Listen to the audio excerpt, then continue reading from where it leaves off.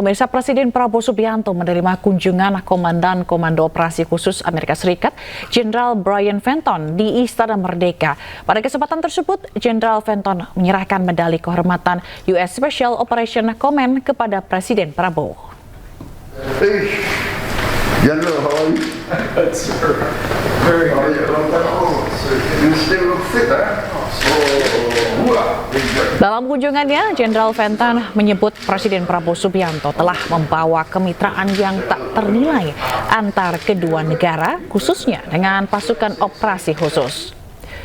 Menurut Jenderal Fenton, melalui kepemimpinan Presiden Prabowo yang visioner, hubungan bilateral kedua negara meningkat. Dalam pertemuan yang berlangsung di ruang kerja Presiden, Presiden Prabowo didampingi Menteri Luar Negeri Sugiono, Menteri Pertahanan Syafri Syamsuddin, Menteri Sekretaris Negara Prasetyo Hadi, dan Sekretaris Kabinet Teddy Indrawijaya.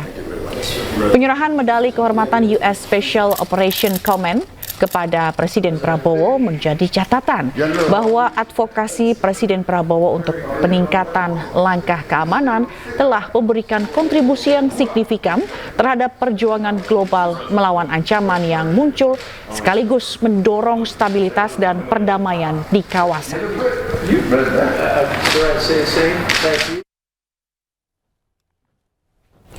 Pemirsa, ramai pertanyaan soal Presiden ke-7 RI Joko Widodo menghadiri reuni Fakultas Kehutanan UGM tidak menggunakan seragam reuni. Jokowi menunjukkan seragam reuni miliknya. Jokowi menyebut dirinya tidak menggunakan seragam tersebut karena tidak nyaman akibat proses pemulihan pada kulitnya.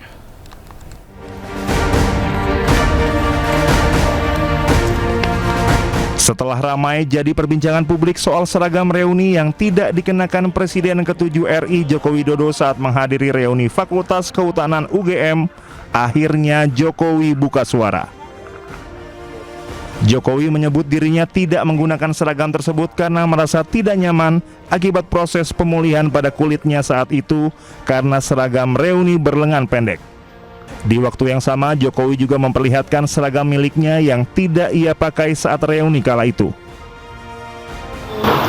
Pakai, saya diberi kaosnya. Coba nanti tunjukin kaosnya. Diberi, tapi kalau lengan pendek, kulit saya cuma masih pemulihan. Hanya itu aja sebetulnya. Jangan cari-cari lah. Lengannya lengan pendek. Jokowi menambahkan dirinya merasa serba salah soal isu reuni tersebut. Jokowi merasa harus hadir meski kondisi dirinya yang masih harus pemulihan akibat alergi pada kulitnya. Dari Solo, Jawa Tengah, Septiantoro Anyus melaporkan.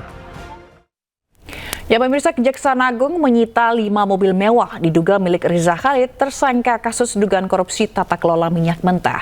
Penyidik berupaya melakukan pemulihan kerugian negara.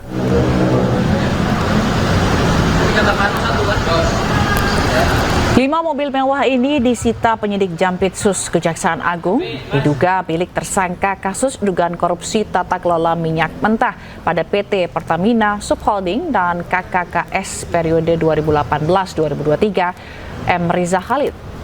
Penyitaan dilakukan penyidik dalam menangani perkara tindak pidana korupsi tata kelola minyak mentah dan produk kilang pada Pertamina. Penyidik tak hanya memburu pelaku tindak pidana, tapi juga melakukan upaya pemulihan kerugian negara. 5 mobil mewah tersebut disita penyidik dari pihak terafiliasi dengan tersangka Riza Khalid.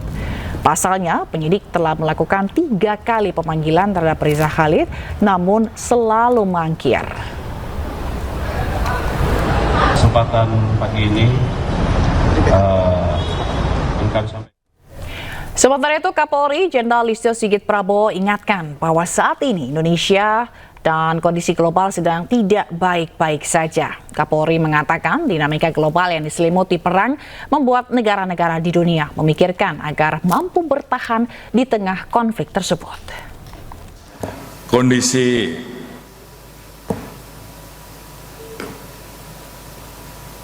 negara kita dan kondisi situasi dinamika global saat ini sedang tidak baik-baik saja, dan mau tidak mau masing-masing negara kemudian harus berpikir keras untuk kemudian tetap bisa survive di tengah situasi yang ada.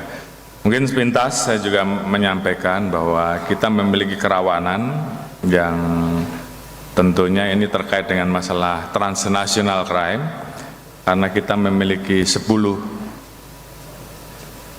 batas dengan wilayah laut dan 3 wilayah batas perbatasan dengan 3 negara, dan ini tentunya memunculkan permasalahan-permasalahan terkait dengan masalah illegal fishing, terkait dengan masalah penyelundupan senjata, terkait dengan masalah narkoba, terkait dengan masalah penyelundupan barang-barang terlarang, dan juga kejahatan-kejahatan lain yang terjadi yang tentunya di satu sisi ini juga akan berdampak kepada perekonomian negara. Pemirsa, Tom Lembong melaporkan majelis hakim perkaranya ke Mahkamah Agung. Laporan dilayangkan karena majelis hakim kasus Tom dinilai memiliki dampak buruk.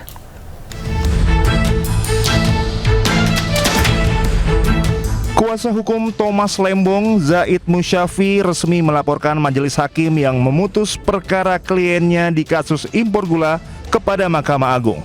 Zaid menyebutkan perlu adanya evaluasi dan koreksi mendalam terhadap proses hukum yang dijalani Tom Lembong. Menurut Zaid, Tom Lembong berkeinginan agar penelusuran dilakukan dan menginginkan perbaikan sistem hukum yang menyeluruh agar tak ada orang lain yang merasa perlakuan serupa. Jangan dorong, jangan. Laporan kepada Mahkamah Agung juga mencerminkan semangat untuk memperbaiki proses penegakan hukum di tanah air. Seperti yang sudah disampaikan oleh Pak Tom Lembong dan Pak Ari Yusuf Amir setelah keluar dari rutan Cipinang, bahwasanya ia tidak ingin bahwa bebasnya dia itu adalah akhir dari perjuangan perbaikan sistem hukum di Indonesia. Dia ingin ada evaluasi, dia ingin ada koreksi. Laporan ini diharapkan bisa mengubah cara aparat penegak hukum menangani kasus-kasus serupa nantinya. Tim Liputan Anyus melaporkan. Kejaksaan bakal eksekusi Ketua Solidaritas Merah Putih Sylvester Matutina. Eksekusi terkait putusan pidana yang dijatuhkan terhadapnya dalam kasus fitnah terhadap Wapres ke-10 dan 12 RI Yusuf Kala. Dalam kasus ini, Sylvester divonis bersalah menyebarkan fitnah terhadap JK saat berorasi di depan Mabes Polri Jakarta pada 15 Mei 2017 silam.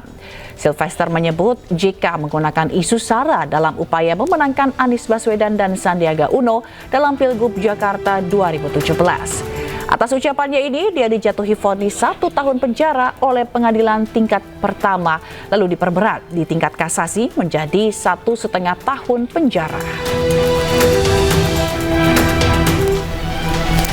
Kapus Penkum Kejagung Anang Supriyatna menyebut bahwa eksekusi terhadap Sylvester Matutina akan dilangsungkan pada 4 Agustus. Kejaksaan akan melakukan upaya paksa untuk menjalankan eksekusi tersebut. Sementara itu, Sylvester Matutina menyebut belum mendapat surat perintah eksekusi dari Kejaksaan. Nggak ada masalah, intinya kan saya udah menjalani proses itu. Nanti kita lihat lagi bagaimana kelanjutannya, ya. Ya, makasih. Berarti ini langsung ke Kejari Selatan atau? Oh enggak, belum ya. Nanti kita atur dulu. Belum terima surat. Tapi dijadwalkan ulang. Iya. Belum ada suratnya. Ya, oke. Ya, baru narasi kan. Ya, makasih. Oke, cukup.